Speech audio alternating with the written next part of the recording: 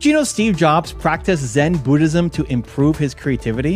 In 1974, Steve Jobs traveled to India with his college friend Daniel Kotke to find spiritual answers and a deeper understanding of life. Steve and I became friends in 1972 as a freshman in college. We went to India in 1974. While in India, Jobs explored different spiritual teachings, including Zen Buddhism, which emphasizes clearing the mind. A clear mind. That's what I believe in. Focusing on what truly matters. Your job is to pick the one thing that actually matters. And inspiring creativity. We are delivering today the iPad, the new iMac, the iPod, iPhoto, MacBook Air, iTunes. When he returned to the United States, Jobs used what he learned in India to guide his work. He embraced simplicity and mindfulness, which became the foundation of Apple's product designs like the iPhone and MacBook. It's turning out to be the way we're running the company, the advertising, the product design. We're just trying to get simple again. These products became known for being simple and easy to use. Jobs once said, "That's been one of my mantras, focus and simplicity. Simple can be harder than complex. You have to work hard to get your thinking clean to make it simple, but it's worth it in the end because once you get there, you can move mountains." Today, Apple's products are still known for their clean, elegant designs. Don't complicate things. Keep it simple. If you've been here before, drop a hashtag Believe in the comments below so I can feature you here in a future video. And if you're new, welcome to Believe Nation, the only channel that helps you believe in yourself daily, one video at a time. Believe.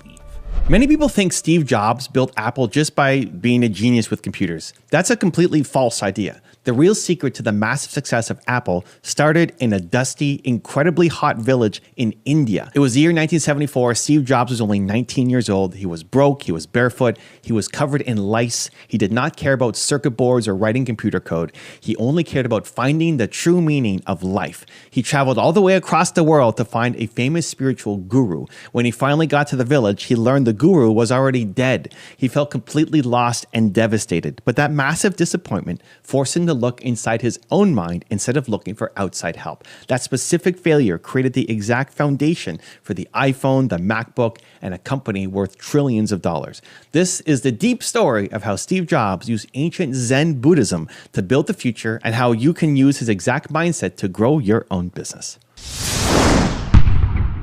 The Great Escape to India. Steve Jobs was not a normal teenager. He dropped out of Reach College because it cost his parents too much money. He felt very guilty spending their life savings on classes that he didn't even care about. He did not have a dorm room of his own. He slept on the hard floor in the rooms of his friends. He was so poor that he returned empty glass Coke bottles for 5 cents just to buy food for the week. He walked across town to eat free meals at the local Hare Krishna temple every single Sunday. During this time, he read a famous book called Be Here Now by Ram Dass. This book completely changed his brain. He decided he wanted to experience deep spiritual enlightenment. He wanted to actually feel it in his bones, not just read about it in a college library. So he got a low-level job at a video game company called Atari. He worked the night shift because he rarely showered and walked around the office without any shoes on. He saved every single penny he made. He convinced his good college friend Daniel Kotke to travel to India with him. They wanted to find a specific spiritual teacher named Neem Karoli Baba. They truly believed this holy man would give them all the secret answers to life and fix their confused minds. The harsh reality of the search. India was absolutely nothing like Steve Jobs expected. It was not a quiet, peaceful, easy place. It was extremely loud, highly crowded, and incredibly hot.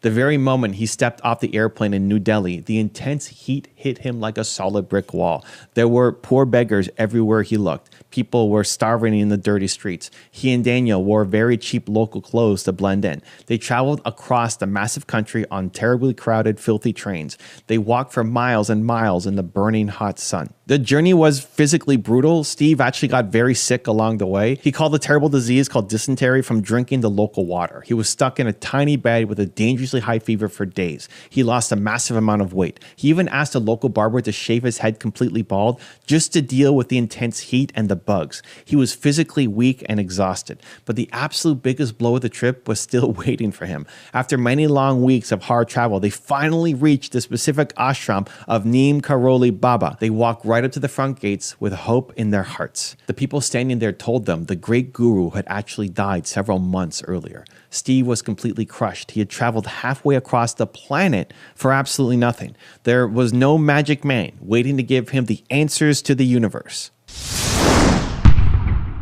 The massive shift to Zen. Steve Jobs had a giant realization in that quiet, dusty village. He realized that famous inventors like Thomas Edison did not find their great ideas by asking a guru on a mountain. He realized you cannot just pay a holy man to give you a clear mind. You have to build a clear, strong mind all by yourself. So he stopped looking for the magic tricks and started looking closely at his own passing thoughts. He spent the next 7 months wandering all around India. He watched very closely how the local village people lived their daily lives. He noticed that these poor people did not use cold logic in the way Americans did back home.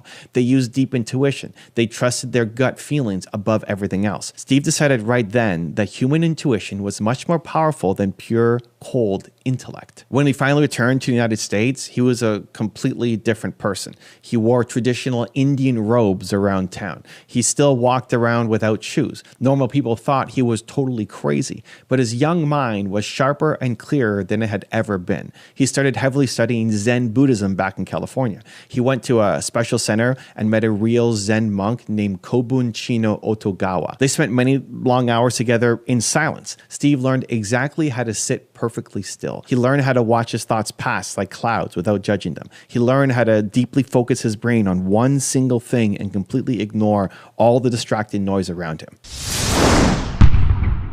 Bringing ancient Zen to the circuit board. Steve Jobs took this deep, quiet spiritual training and brought it straight into the loud, messy business world. Most personal computers in the late 1970s were extremely ugly. They were giant, heavy metal boxes with messy wires hanging out everywhere. They looked highly complicated. They made normal, everyday people feel stupid and afraid. The smart engineers who built them only cared about raw computer power. They didn't care at all about how the machine actually felt to the user. Steve cared deeply about the feeling. Zen Buddhism taught him the extreme value of empty space and pure simplicity. He fully believed the computer should feel just like a clean, quiet, empty room. It should calm your mind down, not stress you out. When he and his friend Steve Wozniak built the Apple II computer, Steve Jobs obsessed over the plastic outside case. He wanted it to look friendly and inviting to a normal family. He wanted the color to be a perfect, calm beige. He even cared deeply about the hidden inside parts of the computer. He aggressively forced the Apple engineers to make the tiny circuit board lines perfectly straight and beautiful. The engineers pushed back. They told them no customer would ever open the box and see the inside. Steve told them that a truly great carpenter does not use rotten, ugly wood on the back of a nice cabinet, even if no one ever sees it. He demanded total purity all the way through the machine. Also, if you want to take real action, after this video, I made a free worksheet just for you. It covers the top lessons from today, gives you space to write your biggest takeaways, and helps you build a simple action plan. It's 100% free. Just click the link in the description, go grab it. I'll see you there. The incredible power of saying no. The absolute core idea of Zen is stripping away all the unnecessary things. It's about actively removing everything until only the absolute truth remains. Because of his time in India, Steve Jobs became the ultimate editor in the business world. When he returned to run Apple in 1997, the company was heavily dying. They were losing millions of dollars. They had dozens and dozens of different confusing products. They sold many different versions of the Macintosh computer. They sold printers. They sold scanners. It was a massive, confusing mess. There was zero focus. Steve walked right into a big meeting and drew a very simple grid on the whiteboard. It only had 4 empty squares. He told the room that Apple would only make 4 computers from now on.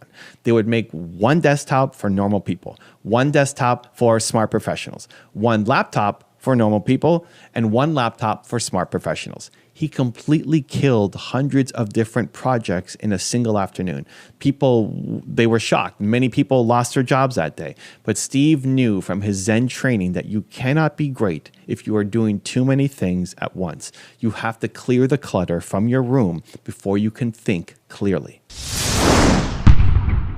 the ultimate daily mantra. This specific clear mindset created the biggest consumer electronics revolution in human history. Think deeply about the very first Apple iPod. Other digital music players on the market back then had 20 different small buttons. They were very hard and frustrating to use. Steve Jobs looked at those old designs and he hated them. He ordered his Apple team to remove all the buttons. He wanted people to be able to get any specific song in just 3 easy clicks. This strict demand seemed totally impossible to the smart engineers, but it forced them to invent the famous round click wheel. The iPod had no on-off switch at all. It just smoothly woke up when you touched it. It quietly went to sleep when you left it alone. It was pure Zen philosophy placed right into your pocket. Steve Jobs perfectly explained this exact mindset in a very famous business interview. He said, "That has been one of my mantras, focus and simplicity. Simple can be harder than complex. You have to work hard to get your thinking clean to make it simple, but it is worth it in the end because once you get there,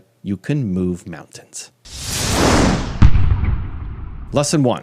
Go outside your bubble. So now let's break down how you can use the Steve Jobs Zen method in your own business. The very first lesson is to stop looking for answers inside your own specific industry. If Steve Jobs only studied other computers, Apple would have looked exactly like old IBM computers. He would have built boring, heavy, gray boxes. Instead, he studied Eastern philosophy in India. He studied the art of calligraphy. He walked through quiet apple orchards. You need to feed your own brain with totally different inputs. If you own a local landscaping business, don't just read boring landscaping magazines. Read books about luxury 5-star hotels to learn about amazing customer service.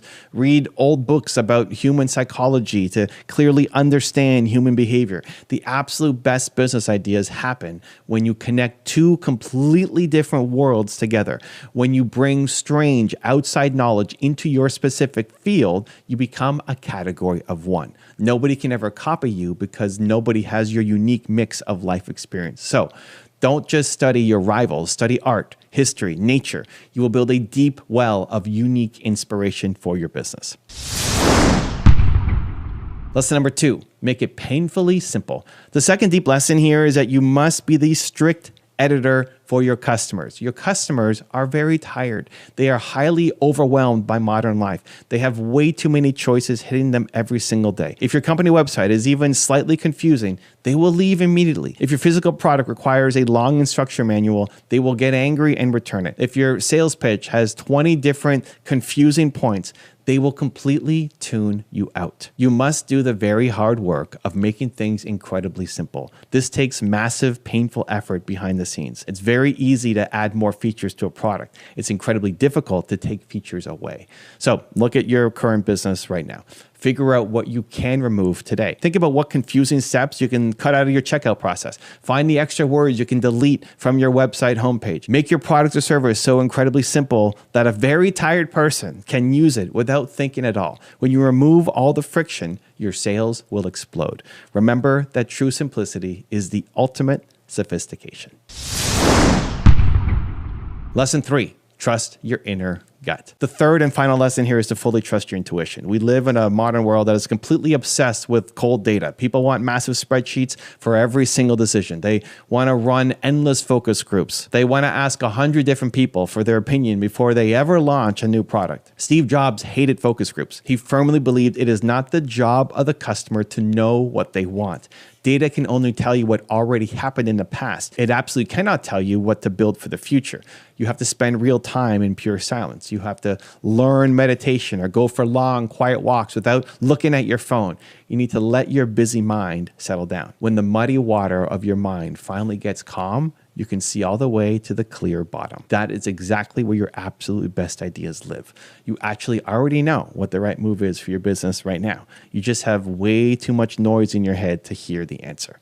So block out the loud noise, trust your inner voice. It is the most powerful business tool you will ever have. And congratulations, you're one video closer to who you're meant to be. Believe. Now let's break down Apple's success and make sense of Steve Wozniak's influence. Apple co-founder Steve Wozniak quietly gave away $10 million of his own stock to reward early Apple employees who had been left out of the company's riches. In 1980, when Apple went public, some of the garage team that built Apple didn't receive stock options, a decision largely made by Steve Jobs. Wozniak felt this was unfair, so he created the Woz plan, personally offering chunks of his shares at a nominal price to around 80 Apple staff who had missed out. Those employees suddenly benefited from Apple's IPO boom thanks to Woz's generosity. He did it simply because it was the right thing. This act of kindness was virtually unheard of in Silicon Valley, where founders rarely give up their own equity. But Wozniak valued the contributions of everyone who helped build Apple's success, and he literally shared the wealth with them. As Wozniak said, "I gave about $10 million of my own stock to them because it was the right thing." Why some early Apple employees were left out. When Apple had its initial public offering in December 1980, not everyone who helped build the company was rewarded. Steve Jobs and Apple's board decided that only certain employees qualified for stock options. Many early team members, the folks who had worked with Jobs and Wozniak in the garage, ended up with nothing. A prime example was Daniel Kotke, one of Apple's first employees and a close college friend of Jobs. Despite Kotke's contributions, he helped build and test Apple's first computers. Jobs did not consider him worthy of stock. Kotke later recalled how he tried to talk to Jobs about it, but was repeatedly ignored. At one point, another Apple executive even offered to give Kotke some of his own shares if Jobs would match the gesture. Jobs' response was ice cold. "Okay, I will give him 0. This meant Jobs refused to give Kotke any stock at all. For dedicated early employees like Kotke, who had put their heart and soul in Apple, being shut out of the IPO riches felt like a betrayal. Jobs' hardline stance left a number of loyal Apple employees disappointed and demoralized. They had worked tirelessly to build Apple's products and culture, only to see others get wealthy overnight while Apple's stock skyrocketed. Apple's IPO was a huge success. It made Steve Jobs and other executives extremely rich. But people like Kotke, Bill Fernandez, who was Apple's very first employee, Chris Espinosa, another early Apple employee, and others received no stock and thus no share of the wealth. This situation didn't sit right with Apple's other co-founder, Steve Wozniak. Wozniak believed it was wrong to leave out members of the team who had contributed during Apple's startup years. He saw it as unfair that only a select few would benefit financially, while many early contributors were left empty-handed. The Woz plan. Wozniak shares the wealth. Wozniak decided to fix this inequity himself. In an extraordinary move, he came up with what became known as the Woz plan. Under this plan, Wozniak personally offered some of his own shares to the early Apple employees who had been denied stock options. He did this quietly and without a ton of fanfare. It was a personal mission for him to do the right thing, not a public stunt. In early 1981, shortly after Apple went public, Wozniak allowed around 40 to 80 of these early employees to purchase a chunk of his own Apple stock at a nominal price of just $5 per share. Each of those staff members was allowed to buy up to 2,000 shares from Wozniak at this dirt cheap price. At the time, Apple's IPO price had been around $22 per share on the open market. So Wozniak was essentially giving them a massive discount. In practical terms, Woz was reaching into his own pocket to gift approximately $10 million worth of stock to his colleagues. This was stock he could have sold for a fortune, but instead he chose to share it with those who had helped build the company. Those early Apple employees who participated in the Woz plan suddenly found themselves holding valuable stock that could change their lives. Thanks to Wozniak's generosity, people like Kotke, Fernandez, Espinosa, Randy Wigington, another early Apple engineer, and others finally got to share in Apple's success. Many of them purchased the shares from Wozniak at $5 each, and immediately those shares were worth several times more on the market. As Apple grew over the years, the value of those stocks exploded. In fact, Apple stock split multiple times, and by 2021, a single Apple share from 1980 had split into 224 shares and would be worth tens of thousands of dollars. In other words, Wozniak's gift of stock made a huge financial impact on the lives of the roughly 80 people he helped. Some of these people who had been left out of the IPO suddenly became wealthy, or at least far better off than before, all because Wozniak decided to share his wealth. Wozniak carried out the Woz plan very quietly. He didn't seek any publicity or praise for it at the time. In fact, many people didn't even know this happened until years later when the story eventually came to light. Even Hollywood missed the memo. In the 2015 film Steve Jobs and other dramatizations of Apple's history, this remarkable act of generosity wasn't shown. Wozniak himself noted that he was surprised the filmmakers chose not to include his $10 million stock giveaway. But Woz never did it for the recognition. He did it because he felt it was the right thing to do.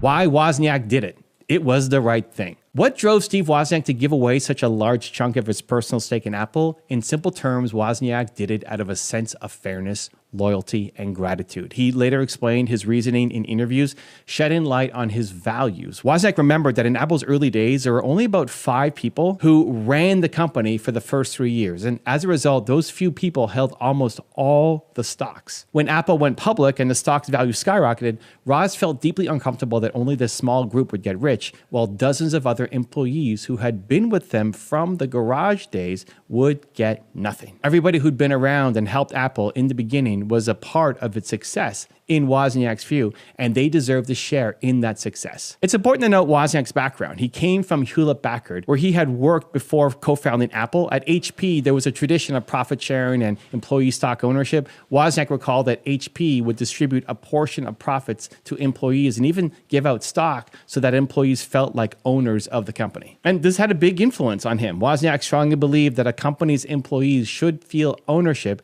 and should be rewarded when the company does well. To him, this was just basic fairness and good practice. He once said that he felt this so strongly that when Apple's IPO happened, he simply didn't feel right keeping all the rewards confined to the founders. Wozniak wanted to spread the wealth to those who had worked hard alongside him. So, acting on his belief, Wozniak gave away a lot of his stock to almost everybody in the company in marketing and engineering jobs, essentially to the people who had helped build Apple's products and growth. He didn't stop there. Woz also gave large amount of shares to a few key young people who weren't official employees but had been crucial in Apple's early days. Some of these were local kids or high school students who had hung around Apple and contributed, for example, by writing code or offering technical help when Apple was just starting out. Wozniak said these young enthusiasts helped inspire him and even wrote software with him in the early days. I wouldn't have gotten to where I got to without them, Wozniak admitted, emphasizing that those contributors deserve to own a part of Apple too. And this speaks volumes about Wozniak's character. He genuinely valued every contribution, no matter how big or small, and he never saw Apple's success as solely his own. To Woz, Apple's achievements were a team effort, and so the rewards should be shared with the team. He has often said that giving those employees a share of the company was simply the fair and right thing to do. A virtually unheard of act of kindness in Silicon Valley. Wozniak's $10 million giveaway stands out as an extraordinary act of kindness, especially in Silicon Valley's competitive culture. In the world of tech startups, founders almost never give up their personal equity voluntarily. Founders and early investors usually hold on to as many shares as possible, since those shares translate into wealth and control. The norm is to reward employees with stock only through formal stock option plans or bonuses, and often only key employees get significant shares. What Wozniak did, personally sacrificing a portion of his own stake to thank early employees, was virtually unheard of at the time. It broke the Silicon Valley mold. Wozniak received no pressure to do this from anyone. Apple's board certainly didn't ask him to do it. In fact, the board had decided against giving those employees shares. No, this was purely Wozniak's initiative, driven by his generous heart. And to put it in perspective, imagine another famous tech founder like Bill Gates or Mark Zuckerberg handing over 10 million of their own shares to early employees just because they felt it was fair. It's hard to picture, right? That's one reason Steve Wozniak is so respected and beloved in the tech community. He prioritized people over profit. While Steve Jobs was known for his intense focus on products and sometimes ruthless business decisions, Wozniak was known for his warmth and generosity. Woz once said that making Apple successful was not just about technology or money for him, it was about the people who built the company together. He believed in loyalty and doing good by those who were loyal to Apple. Wozniak's act of sharing the wealth had a lasting impact on Apple's culture as well. It sent a message that everyone's contributions mattered. Early Apple employee Randy Wigington once noted that Wozniak cared deeply about the well-being of the team and never acted as if he was above anyone else. By giving away part of his fortune to his colleagues, Wozniak essentially said, "We did this together, so we should all benefit." This fostered a sense of family and loyalty within the early Apple team. Many of those who benefited from the Woz plan remain grateful to Wozniak for life. Decades later, Steve Wozniak is still often described as the heart of Apple's founding story, the kind, principled engineer who valued people as much as products. It's also telling that Wozniak never regretted giving up that $10 million in stock. By today's value, those shares would be worth hundreds of millions of dollars or more.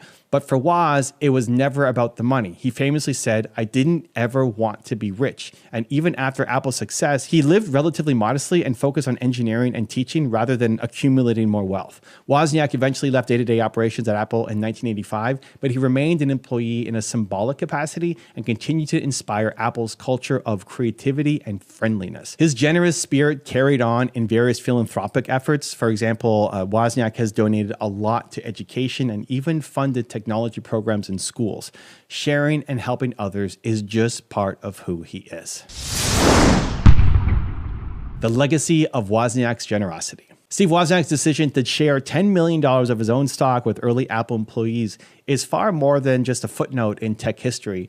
It's a powerful lesson in leadership, in fairness, and humility. In doing so, Wozniak showed that true success isn't just about personal gain. It's about lifting others up with you. His generosity ensured that the people who labored in Apple's early days, when success was far from guaranteed, were not forgotten when the company hit it big. This act of kindness has become a legendary story, illustrating that doing the right thing often matters more in the long run than any extra money or credit you might keep for yourself. The Woz Plan story is a reminder that empathy and fairness can exist even in the business world. When you recognize and reward the contributions of others, you cultivate trust, loyalty, and a sense of shared purpose. These qualities can be far more valuable than money alone.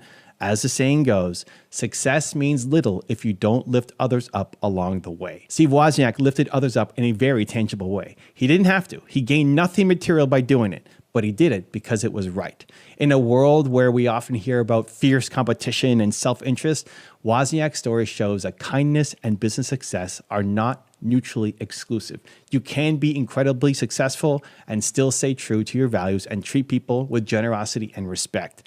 Wozniak once summed up his actions simply by saying he did it because it was the right thing to do. And that single quote encapsulates his philosophy. He believed doing good for others is success in itself. So think about how you can apply this principle in your own life or business. How can you share your wealth, knowledge, or success with those around you? Remember, when you help others rise, you rise too, in character, in reputation, and in the fulfillment that comes from knowing you made a difference. Steve Wozniak's quiet $10 million gift continues to inspire generations of entrepreneurs to build companies with heart and to lead with generosity. Now let's learn how Larry Ellison turned $400 a month into a $400 billion empire. Larry Ellison went from dropping out of college twice, being rejected by over 30 tech companies, including NASA, and earning just $400 a month working as a programmer, to co-founding Oracle and building it into a $922 billion top player in software, making him one of the richest people in the world with a net worth of around $393 billion. Larry Ellison was born in 1944 in New York City. His mother died when he was just 9, so he grew up with his aunt in Chicago. Money was tight, and as a teenager, Larry worked small jobs delivering newspapers, washing dishes, and mowing lawns just to help pay for school. In 1962, Larry went to college at the University of Chicago, but he dropped out. He felt the classes didn't teach him the practical skills that he wanted. A few years later, he tried again at the University of Illinois, but he dropped out a second time because he realized he could learn more about computers on his own. And by the late 1960s, Larry was working as a programmer, earning just $400 a month. He applied to over 30 tech companies, including NASA, but was rejected by all of them. Most companies turned him down because he didn't have a college degree and had very little work experience. Larry felt frustrated and discouraged, but he didn't give up. He spent every free hour learning about computers and teaching himself how to code. He wanted to build something big. In 1977, Larry co-founded Oracle, originally called Software Development Laboratories, with a small team and a tiny investment. They worked long hours in a tiny office, coding software that could help companies organize and manage their data. At first, people doubted him. Investors said, databases are too complicated, you'll never sell this, and no one will pay for software like yours. The big break for him came in the early 1980s when IBM decided to try Oracle's database software for one of their projects. IBM's decision proved that Oracle software worked, and soon other companies started using it too.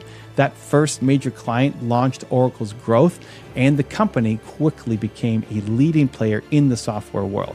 Today, Oracle's market value is around $922 billion, and Larry Ellison is one of the richest people in the world with a net worth of approximately $393 billion, briefly overtaking Elon Musk as the world's richest person in 2025. Larry's story shows that even when money is tight, doors keep closing and people doubt you. Learning every day, working harder than anyone else, and believing in your idea can take you all the way to the top. Humble beginnings in Chicago. Larry Ellison was born in 1944 in New York City to a young single mother. As a child, he nearly died of pneumonia, and his mother felt she couldn't raise him. She gave him up for adoption to her aunt and uncle in Chicago. Larry grew up on Chicago's South Side in a modest 2-bedroom apartment as part of a working-class family. Money was tight, and as a teenager, Larry worked small jobs, delivering newspapers, washing dishes, mowing lawns, just to help pay for school. Ellison's adoptive father, Louis, had lost his fortune in the Great Depression and was a harsh, unsupportive figure in his life. In fact, as Larry later recalled, his dad repeatedly told him he was good for nothing. Imagine hearing that as a child. It could crush anyone's spirit. But for Larry, his father's constant put-downs lit a fire inside him. If fire doesn't destroy you, you're tempered by it. Thanks, Dad, Larry said later, believing that his father's tough treatment actually forged his resilience. Now, despite all of the problems at home, Larry was a smart kid. He loved math and science and showed an independent, rebellious streak from early on. He refused to simply go along with things that didn't make sense to him, which was a trait that would both get him into trouble as a student and serve him well as an entrepreneur later. Dropping out twice. In 1962, Larry Ellison left Chicago to attend the University of Illinois at Urbana-Champaign. He did brilliantly in subjects that he was interested in. He even was named Science Student of the Year in his first year. But in his sophomore year, tragedy struck. His adoptive mother, who had been the source of warmth and support in his life, died suddenly. Heartbroken and grieving, Larry couldn't face his final exams and dropped out of college. A few months later, he tried to restart college at the University of Chicago.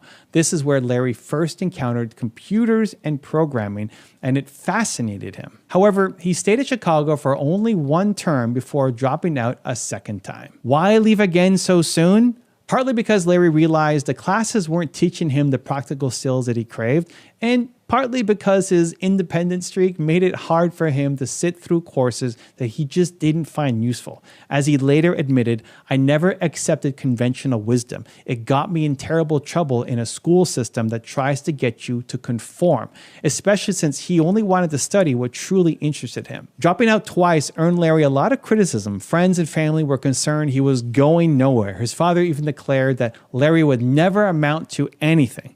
It's hard to imagine a bigger emotional low point. By his early 20s, Larry had no degree, no plan, and the people around him pretty much had written him off. But Larry was about to prove them all wrong in his own way.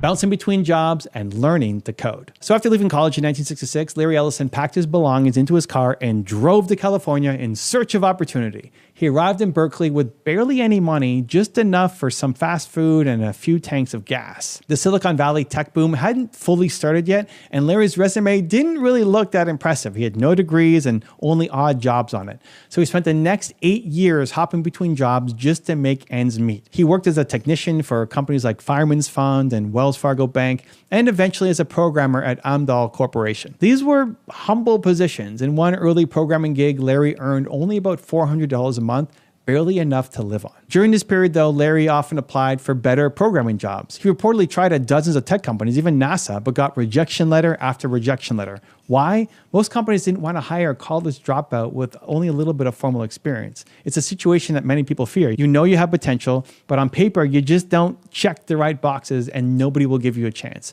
Still, Ellison refused to give up on tech. He taught himself the code, staying up late reading technical books and manuals. In fact, Larry never took a single formal computer science class, yet he became a proficient programmer just through self-study. As he later said, "I never took a computer science class in my life. I got a job working as a programmer. I was largely self-taught. I just picked up a book and started programming." This ability to lean into self-learning is one of the key themes of Larry's rise to fame. Even when employers wouldn't give him a chance, he kept kept improving his skills on his own. And by the mid-1970s, Larry finally landed a solid programming job at a company called Ampex. There, he got to work on a project that would change his life. One of his assignments was building a special database system for the CIA, codenamed Oracle. At Ampex, Larry worked under a talented engineer named Bob Miner, and they were later joined by another colleague, Ed Oates. The three of them often brainstormed about big ideas and even dreamed of starting a company together someday. Building Oracle, the leap of faith. In 1977, Larry Ellison was around 33 years old and decided it was now or never. Time to start that company. He teamed up with Bob Miner and Ed Oates, the colleagues that he trusted, and co-founded a small startup called Software Development Laboratories, SDL. They had almost no money. The total investment was just $2,000, and $1,200 of it came out of Larry's own pockets. In other words, they started Oracle on roughly the price of a secondhand used car. They didn't even have a real office at first, just a tiny space where they squeezed in and coded for long hours. But Larry had a clear vision. He was inspired by a research paper by IBM engineer Edgar F. Codd about a new way to organize data called relational databases. The big established companies like IBM didn't think Codd's ideas had commercial potential, but Larry disagreed. He saw an opportunity to beat the giants at their own game by building a simple, powerful database software based on this relational model. Their first contract as a company was a lucky break.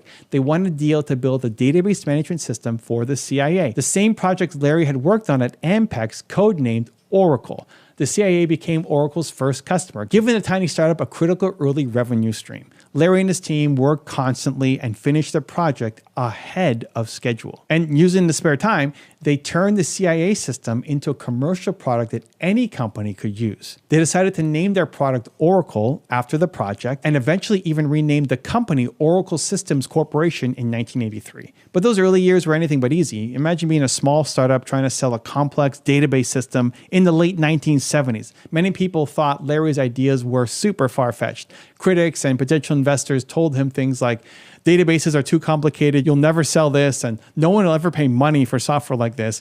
Others flat out said, you can't compete with IBM. They're too big. Larry Ellison heard all of this negativity on a regular basis. It's a classic story of a disruptor that nobody believes at first. At one point, Oracle was so small that when they needed to connect their computer terminal to a main system in another room and a wall was in the way, Larry literally smashed the hole through the wall with a hammer to run the cable. He wasn't about to let anything, not even a wall, slow him down. This find a way or make one attitude defined Oracle's culture in the early days. Facing doubt and failure. Despite the doubters, Ellison and his co-founders, they kept pushing forward. They truly believed in their idea when almost no one else did. In 1979, they released the first version of the Oracle database software, and in a fun move, they called it Oracle version 2. There was never a version 1 to give the customers the impression that the product was already mature and tested. The software was good, but convincing companies to try a product from an unknown startup was still a pretty steep uphill battle. The turning point for them came in the early 1980s. In 1981, the tech giant IBM decided to give Oracle a try for one of its big projects. This was exactly the break Larry had been waiting for. Oracle's databases worked brilliantly for IBM, and seeing Big Blue, which was IBM's nickname, use this little company's product made other businesses take Oracle seriously. After IBM adopted Oracle, the company's sales started doubling every year for 7 years straight. Oracle went from 8 employees in 1980 to hundreds of employees and a public stock offering by 1986. The doubters were proven wrong. Customers would pay for this software, and Oracle could compete with and even help the likes of big companies like IBM. However, success didn't mean smooth sailing. Oracle grew very fast, but it almost collapsed in 1990 due to its own mistakes. The company's young sales team had been so aggressive in booking sales that they started counting deals that hadn't materialized yet, essentially overstating revenues. And when some of those deals fell through, Oracle suddenly had to announce losses and its stock price plummeted. In fact, Oracle's market value dropped about 80%, and it was on the verge of bankruptcy. Can you imagine? Larry Ellison, after a decade of grinding to build his dream, nearly saw all of it slip away. That crisis was a huge test for Larry and Oracle, and many thought the company was done for.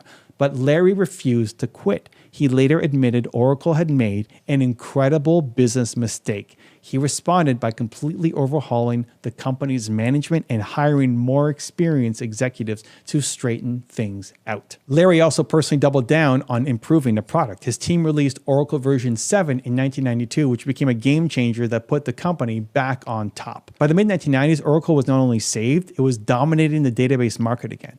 Through all these ups and downs, Larry Ellison's intensity and determination never seemed to waver. People who work for him often described him as having this unbelievable drive. His first wife, Ada Quinn, recalled that Larry had incredible intelligence applied with incredible intensity, and that his drive does not let up.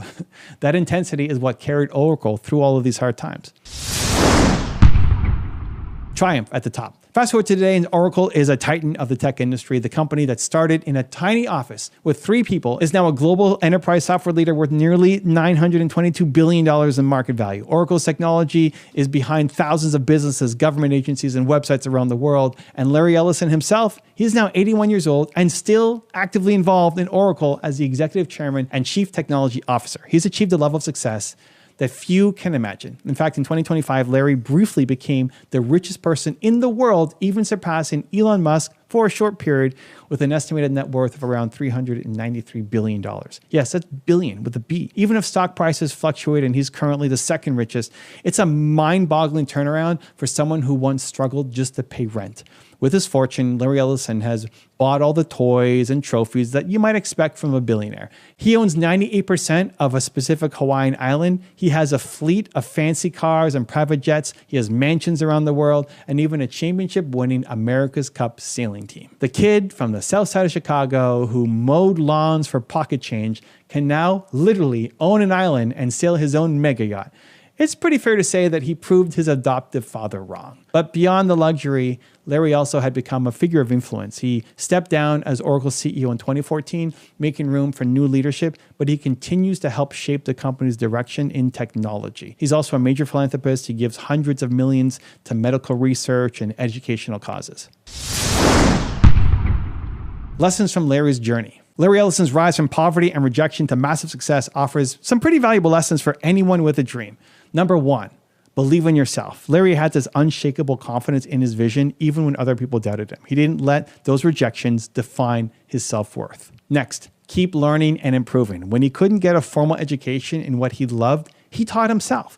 That self-education and constant learning were the keys to his later success. Next, persevere through setbacks. Ellison faced personal loss, academic failure, job rejections, and near business bankruptcy. And each time, he chose to get back up again. Psychologists call this quality grit, and research suggests that perseverance can be as crucial to high achievement as talent or IQ. Next, take smart risks. Dropping out of college, moving cross-country, starting the company on a shoestring, those are some pretty bold risks. Larry bet on himself and wasn't afraid to leave the safe path. And lastly, use doubters as motivation. Instead of letting criticism discourage him, Larry used it as motivation.